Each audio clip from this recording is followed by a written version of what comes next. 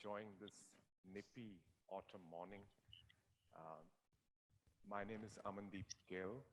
I lead the International Digital Health and Artificial Intelligence Research Collaborative, IDE, just across the train tracks at La Maison de la Paix. And I'm joined today for this panel by a stellar cast of speakers, and I'll introduce them shortly. Just now, you saw this video, and this is an offering from GESDA's Science Breakthrough Radar, which has done a deep dive into 18 areas with the help of hundreds of scientists in a kind of a neutral manner. So this convening is without regard to particular political or commercial agendas, and they've come up with some insights.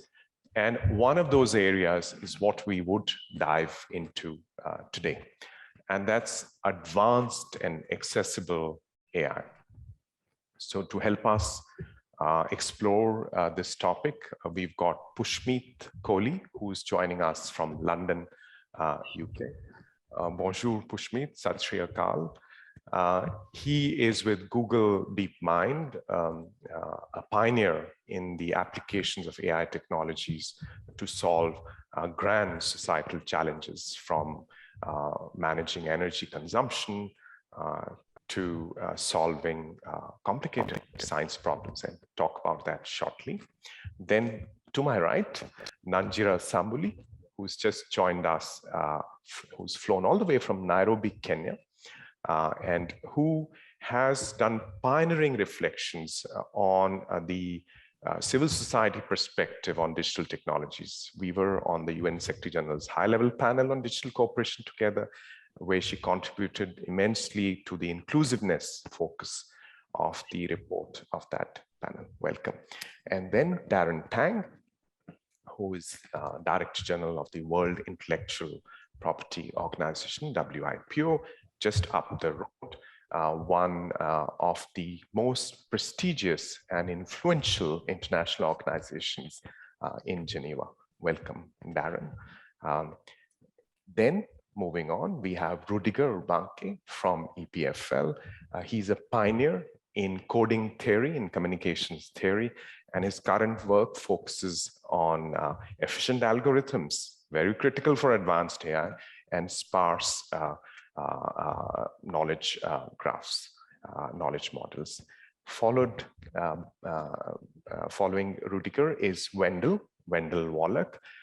Wendell is a professor at Yale and a pioneer on AI and bioethics. He's been ahead of the curve most of the time, and I think his book, Moral Machines, started raising some of the questions that have been resonating in this hall many, many years ago. Welcome, Wendell.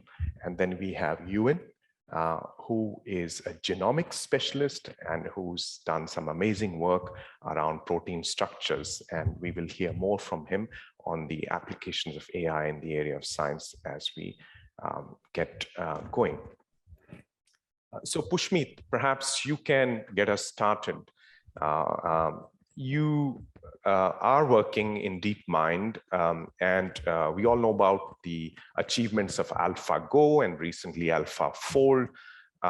So it's getting serious. The game is getting serious with AlphaFold. What do you understand by advanced AI? Everything that's advanced today is not advanced in 2 years. Is it just hype, or is it really paradigm shifting from the current paradigm of narrow AI? So thanks, first of all, Amandeep, for inviting me as part of this panel. It is an honor to be a part of this esteemed sort of group. So let me sort of try to answer your question by mentioning there are different sort of elements that go into this keyword advanced. So one key element is general purpose intelligence. So machine learning and statistics have been used for a long time for solving problems in a variety of areas, not just science, but across the board. We have seen applications of machine learning for a number of decades now. What has changed is basically the ambition of what we are trying to do, the type of problems we are tackling on, and the way we are working with the technique. So at DeepMind, we focus on artificial general intelligence, the ability of a system to not just solve one narrow problem, say detecting a particular type of disease in a scan, but to really understand the whole system, to think about what can it learn about the basic representations of data. Once you have this conceptual understanding of the world, that allows you to solve many different problems in a very general way. And so what the paradigm shift that has happened is the ability to ingest a lot of experience and solve these general purpose sort of problems. So in the past, when we used to sort of train a machine learning system, we have this thing in computer science like garbage in, garbage out. So intelligence is not sort of created in a vacuum. It's created by having experience. Like we all live our life in the world, and we have a lot of experiences, and those experiences we try to distill them into knowledge and intelligence. And so what we have been able to do is now ingest a wide variety of experiences into understanding, into getting a conceptual understanding of the world around us, which allows us to get a lot better at making predictions about what is going to happen, how to solve these particular problems. If we take the example of protein folding, that's essentially what is happening there, right? There is a, a, a lot of data that scientists over the years have collected, right? How do you make a machine learning system ingest and understand all that kind of data to make the final sort of predictions? So when we think about what has changed, it's the ability to ingest different types of experiences and then to leverage those experiences in distilling into a knowledge base that can allow you to solve multiple tasks and achieve general intelligence rather than sort of focus on a narrow set of applications, which of course people have been trying to do for a lot of time. Right. So from ingesting data to ingesting experience across different domains, and we are moving more in the direction of a general purpose tool like electricity or civil aviation, the ability to fly. Thank you, Pushmeet, for getting us started. I want to Anshen now to Rudiger. As part of the GESDA's reflections in this area, you've looked at, as we saw with the video, what's AI likely to look in 5 years, 10 years, 25 years. So, and we've seen all these seasons in AI, the AI winter, maybe we are in an AI spring, you know, who knows? Depends on whether we are in the northern hemisphere or the southern hemisphere. So do you think we are moving to AI summer in 25 years? What are how's advanced AI likely to look like in some time? Thanks. Yeah. So I guess, as they say, it's hard to predict anything, particularly the future. But you know, we tried, of course, to look, and still, I think it's a nice exercise. AI has gone through many phases. Typically, you know, in science, there's a paradigm change, and then, you know, followed on that, there's a lot of excitement and things can be done. And, you know, we are maybe now in the third such phase.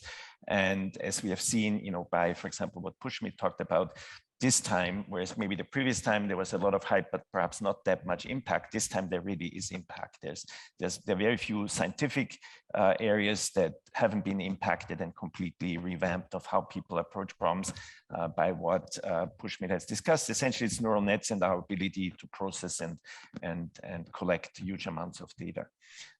And so for the next, you know, probably 5-10 years, we'll see still a lot of this exploitation of this paradigm, and amazing things will happen. I mean, economic impact, but also we have seen in science, a lot of things will happen. But then beyond that, there's still things that Pushmeet talked about, and there's maybe it's a matter of, I think, debate whether or not those things that make us a particular human, or that we are good at, we typically have an ability to, you know, think quickly. You know, that's kind of what we are right now. But we also have an ability to, you know, what's called the slow thinking process, the analytic process, the context, the memory, and so on. And there, you know, currently, even though, you know, we have great progress, there's still, I think, a lot to be done. So I think there still has to be another paradigm shift where context, memory, higher order thinking, these things are brought into AI, and it's anyone's guess whether or not that's simply a scaling up still of what we have, and perhaps this will happen, right? I think there's still a new thing that will have to happen in order to get us to this next level. And maybe we have to wait 10 years, maybe 15 years. Once that happens, of course, many other areas and things will be open to ML and AI. Right. So no paradigm shift, no Kuhnian paradigm shift, but things are getting better and impact is being felt much more. Thank you, Rudiger, for bringing that additionality on what it could look like some time from now. Nanjira, coming to you now. So you've heard the industry, you've heard science and academia. So how would be the impact felt for society? Are they going to be winners and losers? Both, I suppose. And it comes down to a number of things, whether it's already obvious that society is not monolithic, who is involved in shaping how AI advances, or whose worldviews are incorporated, or which versions of society are incorporated into what is training these machines, versus who's been left out, and how do we correct for that, is a complication that really does need to be at the core of both what scientists do and what the society writ large, through government, through civil society representation, concern themselves with. I think presently we have this interesting scenario where there are creators. There's an image that probably comes to mind on who's the scientist, in what kind of setting, who's driving this, which kinds of societies they're building for, but also where the raw data or the raw material, as Pushpita was talking about, going from just data to going into context and experiences, I would add there are bodies too. And as we seek out more diverse data sources in that regard to incorporate into the systems, there are those politics of who's the creator and who's the subject that we need to keep an eye out for, because they will complicate as we go further down the line to either have these solutions, even if they do present good opportunities, to be accepted in society. Because where was that community, or where was that society when these processes were being thought through, when they were being pushed forward, when concerns heard? And typically, how do we change the paradigm of inclusion from being this afterthought? You've built a table and you're just bringing an extra seat, versus building a table altogether that remembers that these seats should have been there in the first place. That should be a key concern for everybody involved in this. Right. So a very useful reminder that technology is socially constructed. It doesn't come from an uber objective space. So the framework, the lived experience of the scientists and the technologies shapes what they put out. And another very useful reminder that it's not solution makers and solution takers. We spoke about the charity model in the previous panel, and it's not even the sharing model. Give us your data, we'll give you our AI, but it's a deeper level of collaboration, not putting an extra seat, but being at the table from the research agenda all the way down to impact. Thank you, Nanjira. And then I want to move to Darren now to bring us a bit of the Genève International perspective. So Darren, are the conversations in the international organizations catching up? Do you see the diplomats who are the delegates in WIPO getting more interested in this? Are they thinking about, since you work on intellectual property, are they thinking about value addition, the translation from science to patents, who benefits, who loses, as we discussed, and also how to govern this? Do we develop new standards as Geneva has done in the past? Thank you, Amardeep. It is certainly a topic that not just in WIPO, but in many agencies, topic of deep concern, a topic of interest. DG Zhao can join us today, but ITU has if you drive past, there's this big sign, AI ethics that he's taking care of. UNESCO has just drafted an AI ethics proposal. I think it released it a couple of months ago. And so this is a topic that different agencies are looking at from different perspectives, because AI is really horizontal. It touches, as you say in Nanjira, social aspects, technology aspects, cultural aspects, corporate aspects, all that. So I think certainly there's an interest, not just in Geneva, but in every part of the world, international organizations. Same for national governments. I think almost every national government, even those in Africa and in Asia, of course, are looking at AI as from a national perspectives. Some of these conversations are becoming cross borders. I think there was a recent announcement that the US and the EU have a transatlantic trade council that's going to talk about AI. So while all these conversations are going on, the larger challenge, and of course, when you talk about International Geneva, is a place where norms are set, where treaties are made. I have to be very frank with the audience that those days are not what it used to be 10, 15, 20 years ago when Cold War ended and there was a Washington consensus and we created institutions like the WTO. It's become a lot harder to move big multilateral treaties. It's not just WIPO, it's WTO. There's a lot hanging on DG Ngozi and the WTO team and the WTO members to deliver something at the ministerial conference later this year in November, where all of them will be coming to Geneva. But I can tell you, when I talk to my fellow DGs, right, we all agree that's very, very tough now. And for reasons that are all too well known to all of you. So I think while there are these conversations going on, they are addressing different facets of this larger phenomenon. And I think that any attempts to push big multilateral norm-setting treaties and international treaty on AI, for example, I don't think it's going to work. Not for the foreseeable future anyway. What I do think can work, and I think that's why I was quite excited, talking to some of you in the audience and some stakeholders here, is that I think we can still not do anything. We have to do something. And I think what we can do is that we can do a couple of things. First, we can come together to talk about soft laws, standards. Can we harmonize some of these standards? For example, AI requires data, and data exchange is very difficult. If you don't have the same data standards, data formats, it's hard for these data sets to talk to each other. So can we come together and talk about that? Can we set some standards on that? Can we have some guidelines and recommendations, which is becoming more and more prevalent in all the international organizations? As we realize that the hard norms are harder to set, more and more of us are beginning to broaden our offerings, right, to these soft approaches. And the second thing we think can be done is that we need to talk about things like ethics and inclusion, all that. WIPO has an IP and AI and data conversation.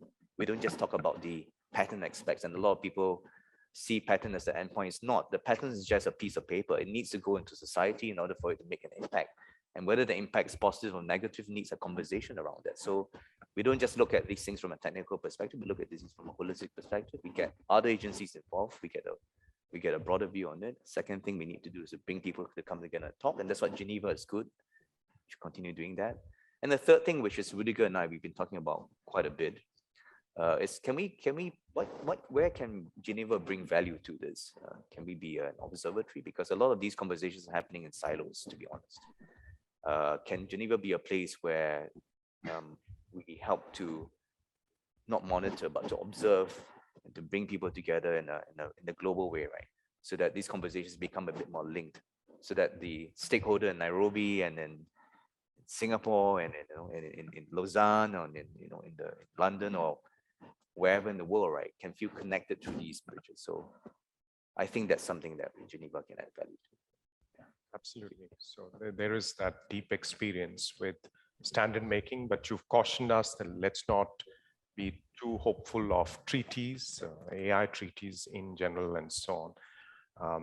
And that was our experience. Some of you in the audience know about the Lethal Autonomous Weapons System discussion, which chaired for 2 years. So we made progress, but not strictly in the direction of a treaty. So thank you for bringing that valuable perspective. I want to turn to you now, Wendell, as an ethicist who studied technology and failures in technology for a long time. So what could possibly go wrong? What could possibly go wrong? Well, this has truly been an optimistic gathering where we have looked particularly at how we can reap the benefits of emerging technologies. But if you were to listen to my techno-pessimistic friends, we're going straight to hell in a handbasket. That a myriad of things can go wrong. And I would say hardly a day goes by without somebody putting in front of me a new scenario of what we need to be concerned about. I, like most of you, perceive technology as a source of both promise and productivity, but there's considerable disquiet. Disquiet not only over specific technologies, but disquiet over the overall trajectory of this vast scientific development and technological deployments that we are witnessing. And for me, I look very much at the two sides of it. How can we reap the benefits, but without naively overlooking the detrimental societal impacts? So I've lived on the dark side of technology pretty much for the last 20 years and looked particularly at how we're going to mitigate those negative impacts through ethics and through engineering and through oversight, meaning governance. And hopefully I will get a chance before we're done in this hour to talk about a few soft governance proposals. But let me talk a little bit more about what can go wrong before we jump to that. There are the obvious things that can go wrong. Massive technological unemployment among those of us who have least access to higher education and advanced education for the new jobs that will be created. The use of these technologies by, I use the phrase bad actors, but people who have nefarious intentions or even intentions that they perceive as in the interest of their people, but they are turning to terrorists and other means of expressing those actions. So we have those obvious things, and let's table the fanciful notions of existential risks from future technologies that we still are debating whether they are truly realizable or not, or when they might be realizable. And let me focus for just a few minutes on some of the things that can go wrong from people of good intent who are putting in place technologies. And I'm also going to jump over things like lack of inclusion and lack of sensitivity and algorithmic biases that I think everybody in this room understands. But there are other areas of concern. First of all, learning algorithms are not transparent. That means that even those who develop them or the experts who work with them cannot explain how we got from the input to the output. And that's a great concern in terms of particularly if the output is damaging. At the very least, we need the forensic capability to be able to look back and see why the harms were created so that we can diffuse the likelihood that that will be reproduced. Secondly, AI is proliferating to be deployed in nearly every facet of contemporary life. And it is largely just a couple features being added to much more complex technologies. The complex adaptive systems that are being deployed in complex social environments. And that means that a lot of their actions or their impacts are unpredictable. And some of those unpredicted actions will have a high impact, and sometimes a negative impact. Perhaps we're only talking about a low probability of such incidences happening, what are sometimes referred to as black swans. But when you have a low probability but a high impact, you have a very risky situation. So consider a weaponized missile that is carrying a high-powered munition. If it acts in an unpredictable manner, it could easily escalate existing hostilities or start new wars. That's why some of us have been trying to promote limitations on lethal autonomous weaponry. So this unpredictability becomes a very serious issue. The second thing I want to emphasize is we are talking about the introduction of learning systems. Learning means the system is changing itself. It is evolving in the process of learning. And so far, the kinds of learnings that have been implemented are relatively rudimentary. But even those rudimentary forms of learning alter the system, how it processes, what kinds of results it will produce. This creates an absolute nightmare for testing, for compliance, for assurance that these systems are going to do what we had presumed they would do. And one more area I will just emphasize as we're looking at the downside. For the foreseeable future, we are not going to get vastly intelligent systems that are able to process the array of information that we humans do. Intelligence isn't the property of either an individual or a machine. It's the property of culture as a whole. And there's so many different kinds of inputs that have to come into working through complex issues. So for the foreseeable future, we are dealing with systems that are learning, they're changing themselves, but the systems we are going to be working with are going to combine human intelligence and artificial intelligence. And we have learned from history that we are very poor at coordinating those two. And when something goes wrong, the blame is put on the human because presumably we are the most adaptive aspect of that system. And the solution is always, well, let's have more autonomy. Let's have more artificial intelligence. The problem is the more artificial intelligence you put in the system, the more difficult it is for the operator to know what that system will do in a new situation. So coordination also becomes a nightmare. I haven't actually given you things that can go wrong, but I thought it would be just helpful to talk about some of those categories before we move on to mitigation. Wendell, wise as always. And I love this kind of cultural notion that intelligence is not here, it's here. I mean, that resonates a lot in the culture that I come from. And also this stringing together things when you put complex technologies together, convergence. Then as Chick Perot at Stanford has warned us many years ago with this theory of accidents, you can't predict how. I mean, you've seen that with nuclear security and many other areas. Thank you, Wendell, for those wise words. I want to turn now to a little more of an optimistic scenario, Ewin, with you. So there is the scientific community. It's waking up to the potential of AI, and AlphaFold is an example of what you can do. Problem that boggled minds for many years. So now you've got this amazing tool. If you can talk. Well, so there's a pleasure of going at the end. I'm Ewin Burney from the European Molecular Biology Laboratory, which focuses on biomolecular data and experiments. And we actually are the people who stored that work over 30 years, which fueled AlphaFold. So you have to have these data sets to make these scientific discoveries. And this predates the internet and predates, it was all done on tape back then. Now we do use more modern systems.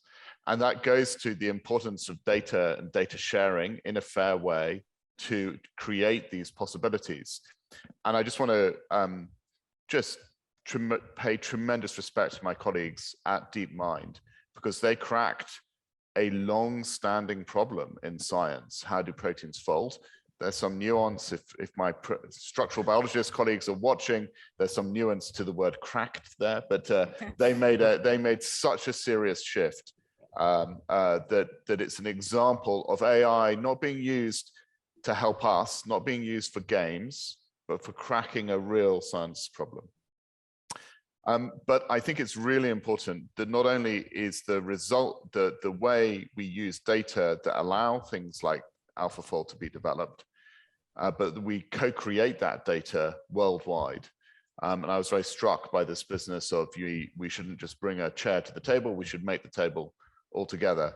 And here I think in the genomics field, this project H3 Africa, which is co-created by African scientists, and my colleagues there in Ghana and South Africa always come with this wonderful proverb, if you want to travel fast, travel alone, but if you want to travel far, you have to travel together. So it's slightly slower than some of the other things we've done in the developed world, but actually more important because it captures, of course, the birthplace of humanity here for our genetics, which is Africa.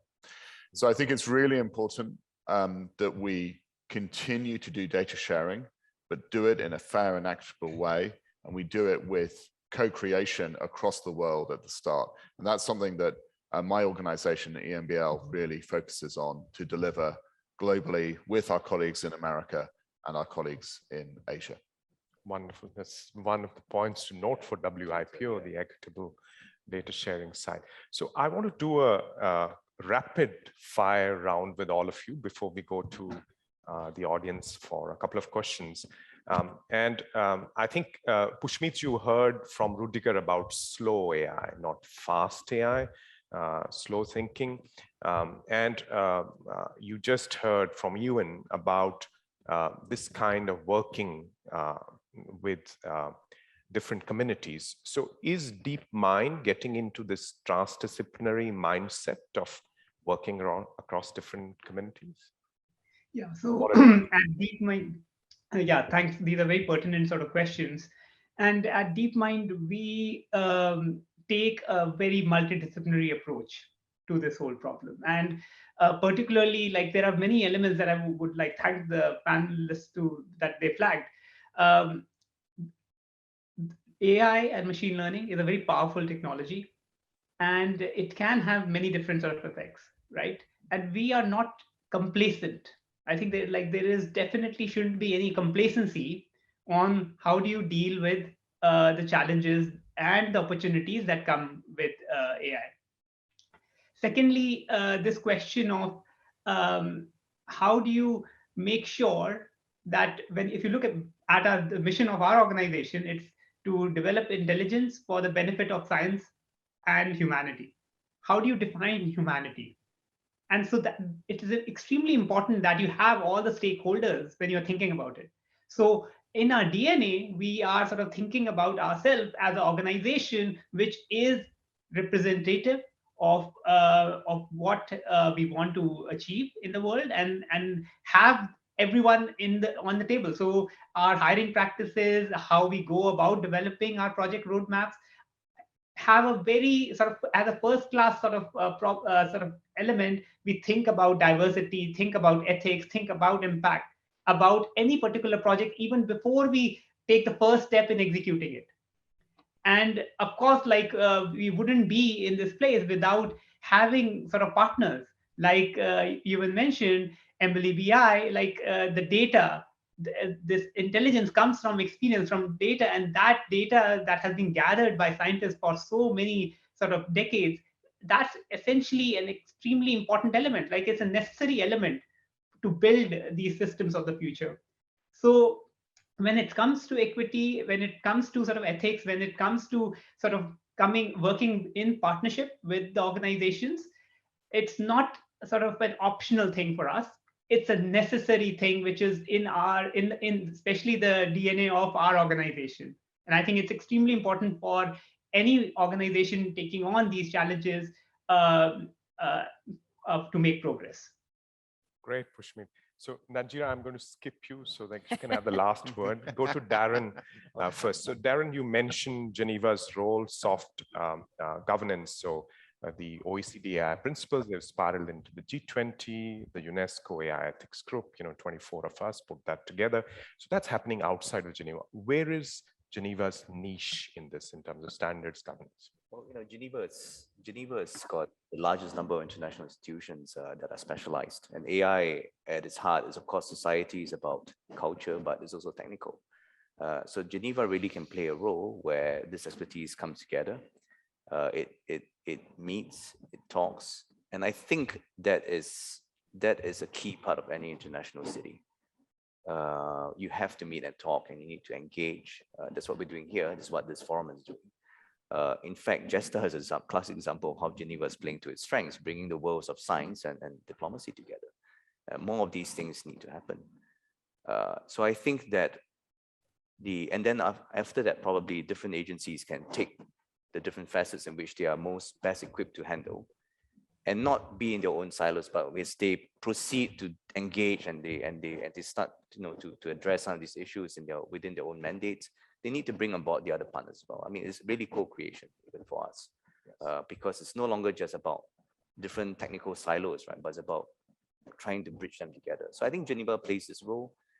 You still have that very rich international community here, the NGOs, civil society, industry is here, and I think that's where Geneva can continue playing a role. Great. Rudiger, I wanted you to respond a little bit to what Wendell said. I mean, we've advanced AI.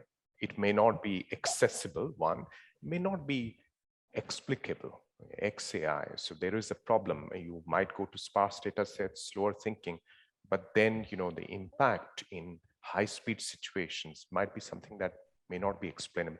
How are you addressing that problem? Yeah, it was fascinating to hear Wendell's elaboration. Would have gone well with the music we heard in the beginning. So, I think it's an excellent point.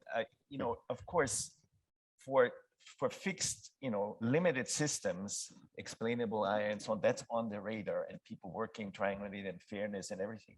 But I think what Wendell pointed out is I think the real danger lies on that's not just one system, one box we have, and we put a bound around it and so on.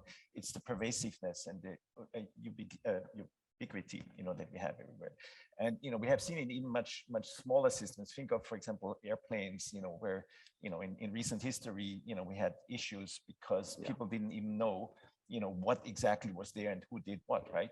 And that's a very fixed, well-defined, better studied, completely, controlled environment. But now suddenly we have, of course, all these things. So I think for certain boxes, science clearly can do something. But I think when it comes to all world, one connected thing, many particles and layers, it's not clear that science has any idea how to address it. A lot of work for GESDA. So for the two of you, I'm going to try and reverse. So Wendell, try and be a techno optimist, and you try and be a techno pessimist. So I mean, existential risk for that, go and see the Bond movie, so we don't get into that. But what could be the existential benefit, in a sense, of these technologies? Could we solve some big challenges with these? Very quick answer. Well, I don't think there's any question that we can solve some big challenges. AlphaFold is a wonderful example.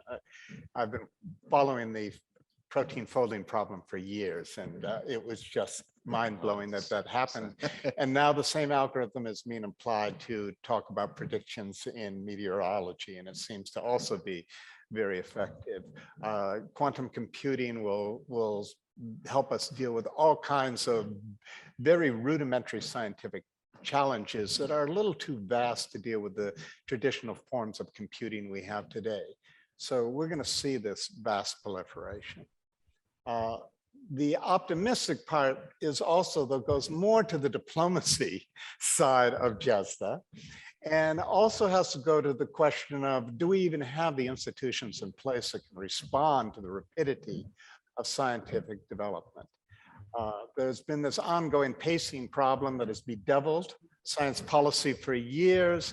The technologies get deployed before we even know what is problematic with them. By the time we do know what's problematic, they're so deeply entrenched, we can do very little to reform them.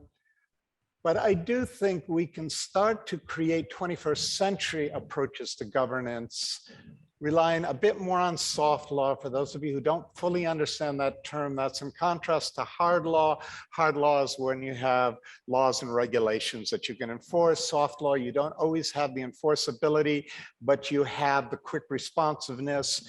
It manifests in the form of standards and laboratory practices and procedures and professional codes of conduct and insurance policies, a whole plethora of soft law approaches. And I think we need to build on that. I would suggest two institutional approaches, both of which I think GESDA can be helpful with.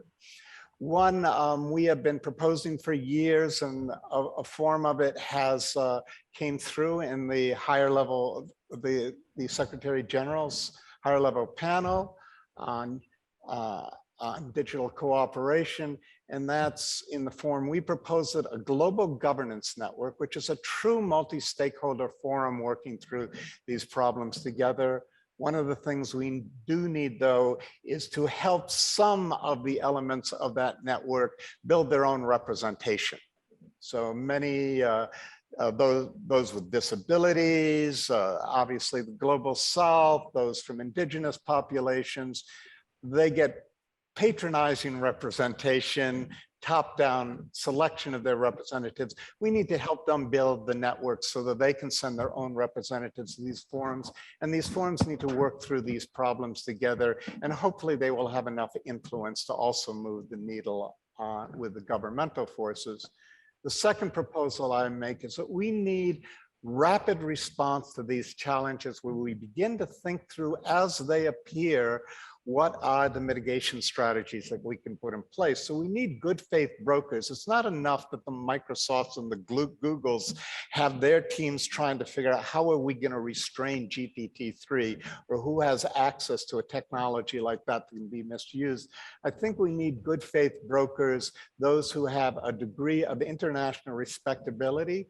I'm presuming GESDA will be among those, the Carnegie Council for Ethics and International Affairs that I work with. I hope we create a whole flock of similar institutions that can quickly convene the appropriate experts to work together and see if we can speed up our responsiveness to these various kinds of challenges. Responsiveness on all three levels of engineering. First of all, what can we and can we not engineer? Secondly, all ethics, how do we ensure that the deployment of these systems is appropriate? And third, governance, how can we put in place effective means for that? Great. And Ewin, so proteomics, genomics, what could go wrong? And be careful that Soumya is listening. So. Indeed. So I don't like being a pessimist, but actually I think we have enough examples of things which have gone wrong with technology in some of these areas.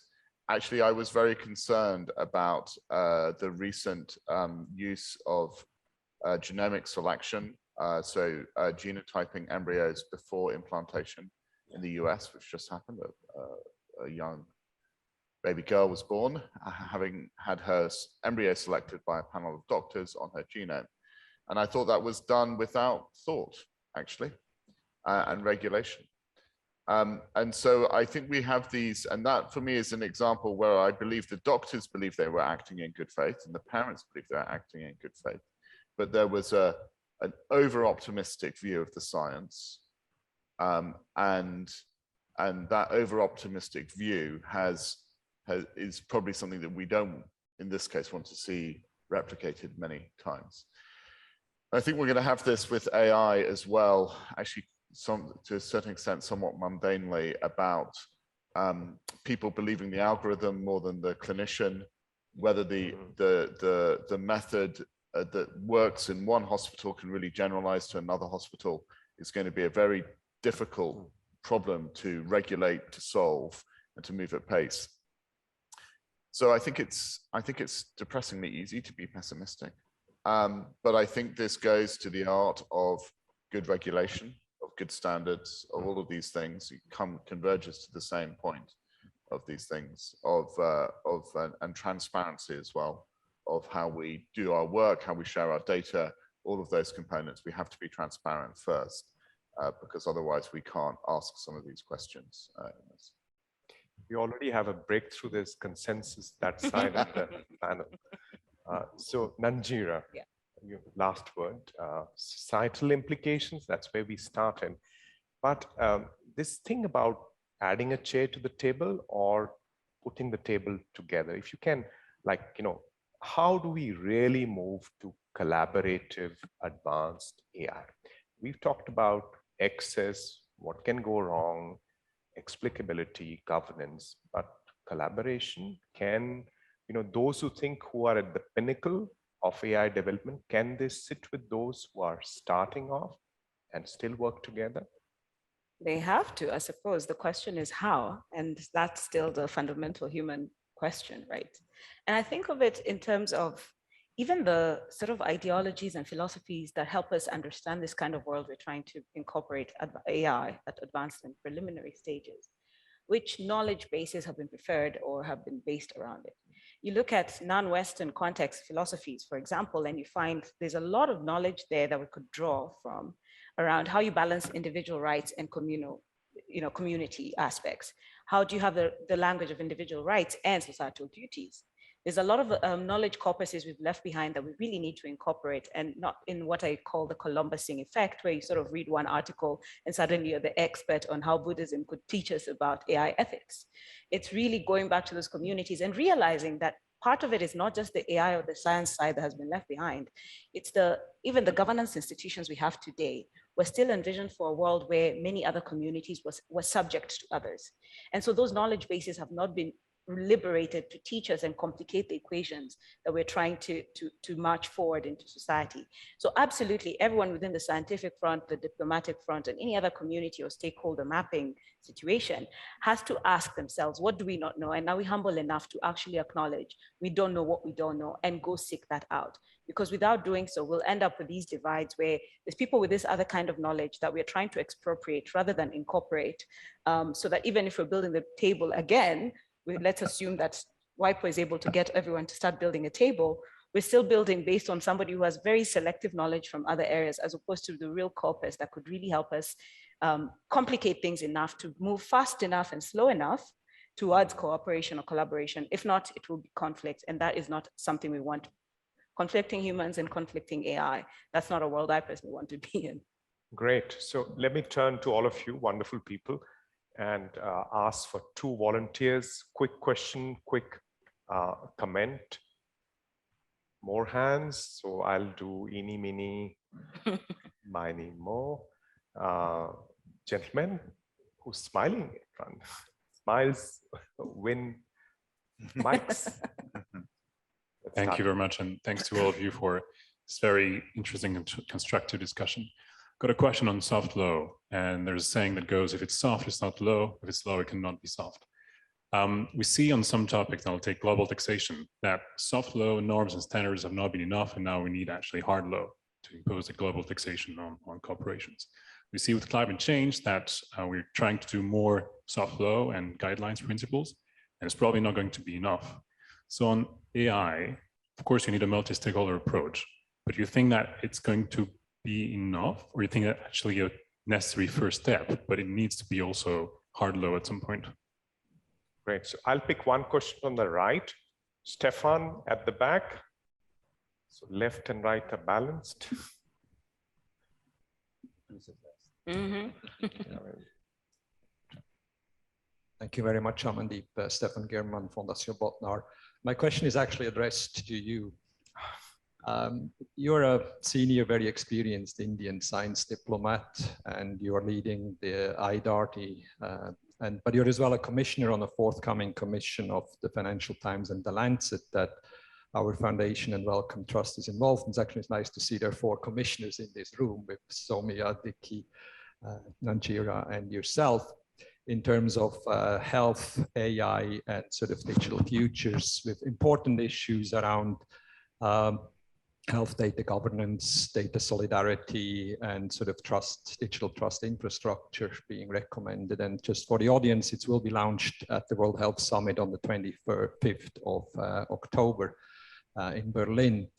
My question to you is, you've listened to Wendell and some of the other sort of concerns. Where do you see IDAR and such a collaborative effort, CERN-like pooling, expertise, resources, really to address this sort of issue of the tragedy of the commons? And you wrote recently a very good article on this issue, that we should think data and digital really like a new commons, like the sea, like space, like the air. And that requires a total different mindset. And so as a sort of Indian science diplomat, what do you see could IDAR contribute together with GESDA and others to really make a difference in the years to come? Thank you. Great. So thank you for those 2 questions. And I'll turn to you shortly just to quickly answer that one. The idea of data and AI commons actually was part of the SG's panel as well. And I don't want to kind of take the surprise away, but the Lancet FT Commission is going to call for a new approach to data for health that goes in that direction as well. So I think it's the flavor of the season. But the big question is, how do we do this? So if we don't do this collaboratively, then the risk arrives. Because when you put more diverse backgrounds together, the risk goes down. When you involve more people, then you are more impactful, you're more responsible. So that's what this kind of distributed CERN type of approach.